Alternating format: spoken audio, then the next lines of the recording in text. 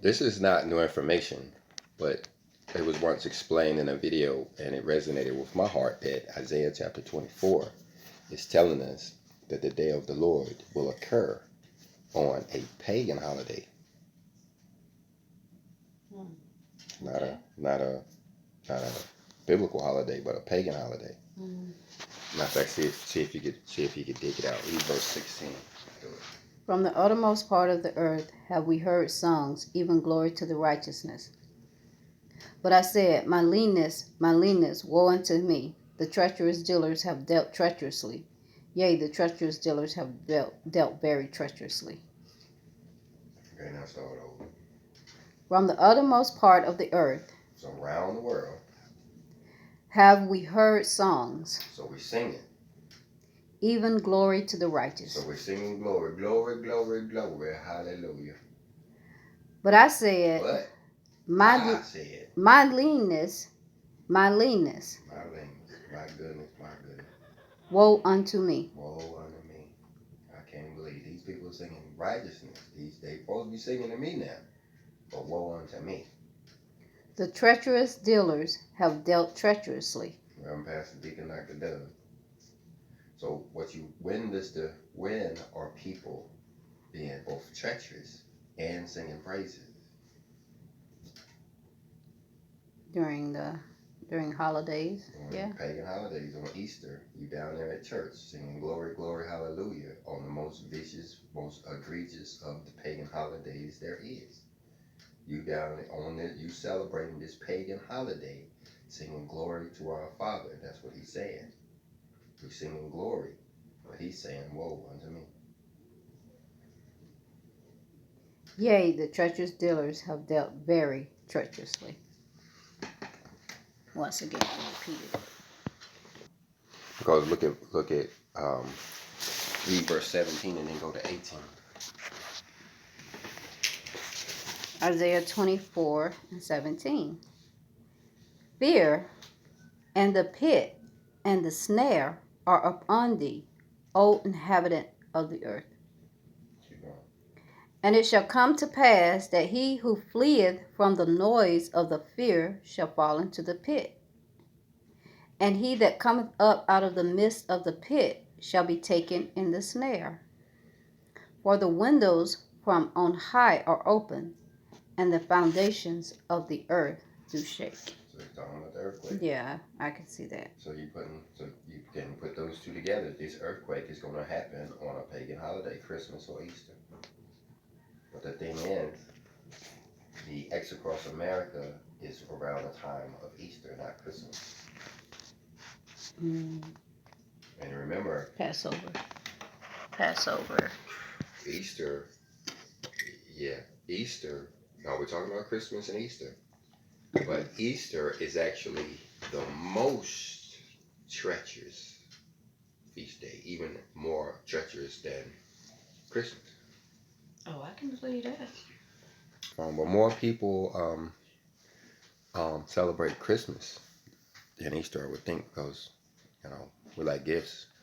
We can get chocolate anytime, but it's only one time in the year that everybody gonna give me some gifts. So you're saying more people celebrate Christmas than Easter? Yes, I believe so. Yeah. Even the people who don't believe in that celebrates because they're gonna take that day off. Yeah. Yeah. They're gonna take that Christmas holiday. Yeah. But the thing about it, I'm saying, even though Christmas is a bigger holiday, right, Easter is more treacherous. Okay, why do you say that?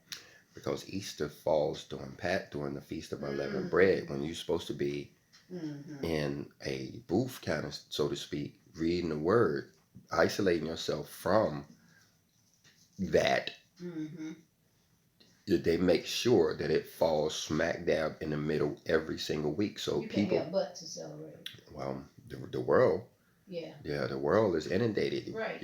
You may watch a Coach in the Fight video that says, hey, Passover is going on, and you're like, ooh, I want to do Passover, unleavened bread. Ooh, I want to do unleavened bread.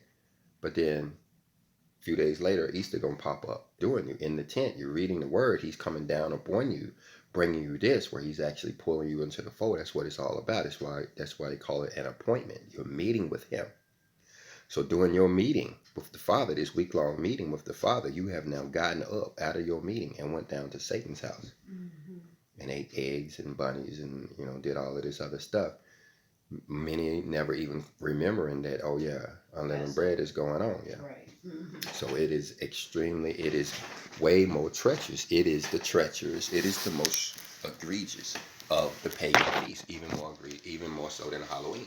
And also, because you forget that it is Passover and unleavened bread, and now you spoil or soil your chance of getting that forgiveness. Well, yeah, because I learned very early when I first learned about holidays, when I first learned about Leviticus 23, my first time around, ever reading Leviticus 23, the first thing I did was I stopped and thought, okay, what was I doing on these days?